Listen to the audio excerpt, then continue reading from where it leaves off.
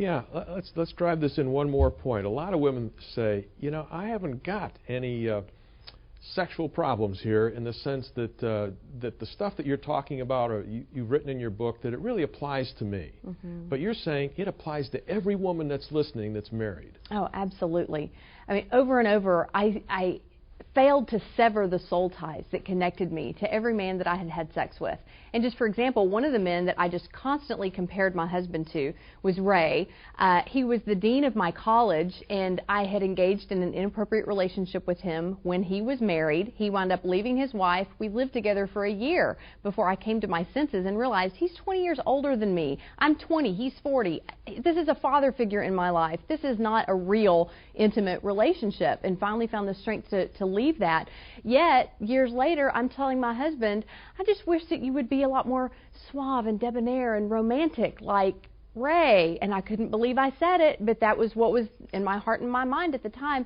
And my husband just very lovingly and very calmly said, Shannon, you have no business comparing me to a man that you had no business being in a sexual relationship with. And if Ray's wife is watching, I'm glad that she's finally onto this guy. But you know, what Shannon was doing is what so many women do. They set their expectations high because they've idealized other men or other male figures in the absence of a real male father in their life. Not a father figure, but a real connecting father. They idealize what a man should be and could be. And then once they're in the marriage, they never ever allow their husband to be who he is or what he could be. He can never measure up. So rather than free him to be all he can be, they are trying to conform him to an idealized image that they can never meet. So you end up with a woman who stubbornly resists anything this guy wants to do. She doesn't want to be a part of it because he's not the man she wanted him to be. And then she has this arrogant entitlement. Since he is not who he needs to be, I am entitled to go and get what I need and get what I want from other sources. And as long as it doesn't become physical, then in her mind, I'm within the guidelines. Well, if you get close enough to the fire, eventually you're going to get burned, and then you'll have to deal with that.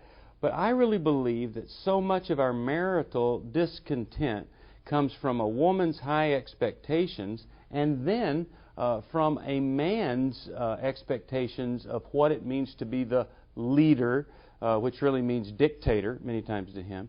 And so you get these two disconnected people in a marriage, and it's no wonder it's not working.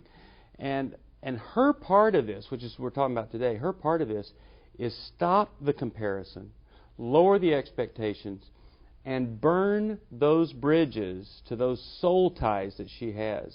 And it's very hard for a woman who wants to stay connected to history and all the wonderful feelings they had with a person. But it is that official burning of the bridges and breaking those soul ties that will free a man to be all that he can be and meet some needs, not ever meet all needs. But Shannon, isn't one of the things the women, if they give up this illusion of what a man ought to be, they feel like, I'm dead in the water.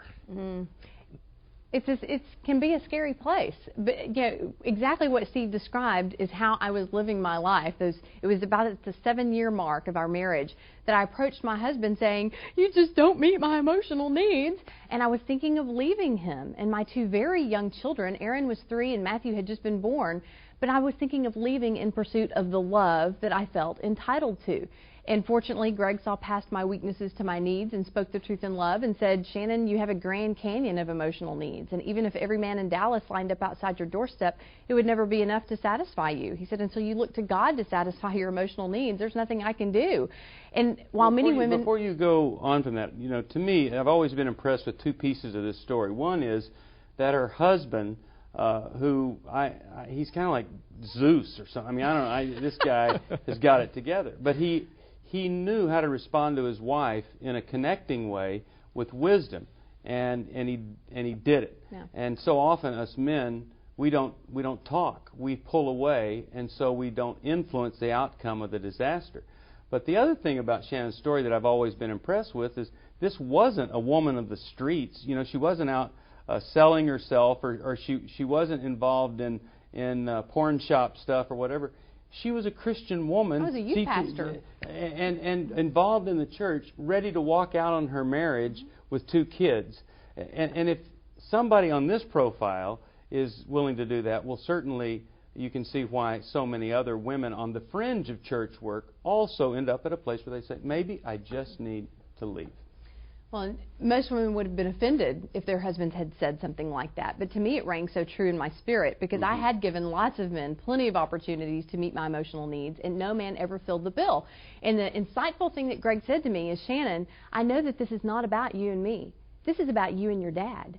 And I could not understand that, but when my counselor, I went through 6 months of intensive group and individual counseling and Sex and Love Addicts Anonymous meetings, and when I had to make a list of all of my sexual partners throughout my teen years, the common thread among them all was that they were significantly older than me and in some form of authority over me. And that told me that I have been pursuing a father figure and that I needed healing in my relationship with my Heavenly Father, but also healing in my relationship with my earthly father. And God has been very good to bring that about.